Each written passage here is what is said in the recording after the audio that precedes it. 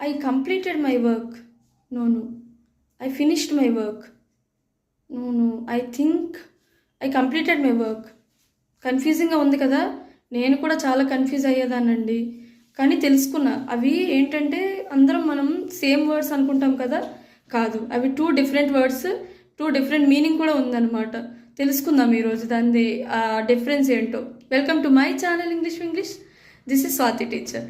అయితే రెండిటికి major difference ఏంటంటే, ఒక టాస్క్ ఉందనుకోండి, అది కంప్లీట్గా అయిపోతే కంప్లీటెడ్ అనాలి. మనం కొంచెం చేస్తాం కదా, ఆ రోజుకి ఆ టైంకి అది అయిపోతే అప్పుడు ఫినిష్డ్ అనాలన్నమాట. సో ఇంకా బాగా అర్థం అవ్వాలంటే ఎగ్జాంపుల్స్ డిస్కస్ చేసుకుందాము. అంటే ఫర్ ఎగ్జాంపుల్ మీల్స్ ఉన్నాయి. మనం రోజుకి ఎన్నిసార్లు తింటాం? 3 times తింటాం.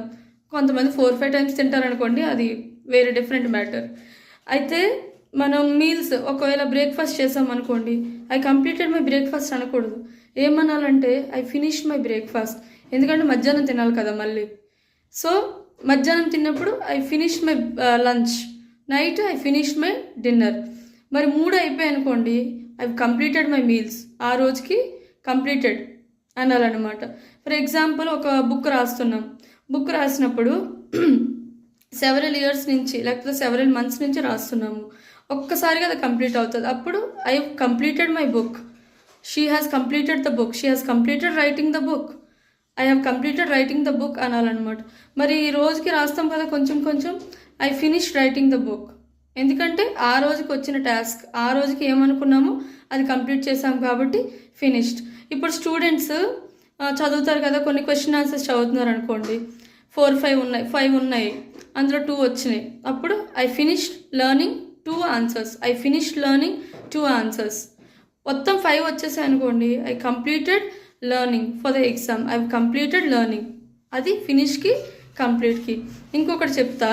ఇప్పుడు ఒక టైలర్ ఉన్నారనుకోండి, ఒక బ్లౌజ్ కుట్టాలి లేకపోతే ఒక డ్రెస్ కుట్టాలి.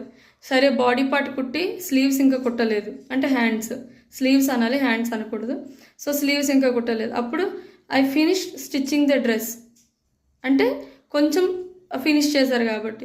అదే మొత్తం స్లీవ్స్ అన్ని కుట్టి, ప్యాంట్ కుట్టి, అంత డ్రెస్ అంతా అయిపోయింది అనుకోండి, I have completed stitching the dress. అంటే ఆ రోజుకి ఆ పర్టికులర్ టాస్క్ కంప్లీట్ చేస్తే ఫినిష్డ్. మొత్తం అయిపోతే కంప్లీట్.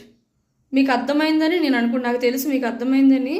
సో ఇక్కడ నుంచి మీరు యూస్ చేయండి. యూస్ చేస్తే మర్చిపోరు. Talk beautifully, live beautifully. Like, share, subscribe and follow my channel.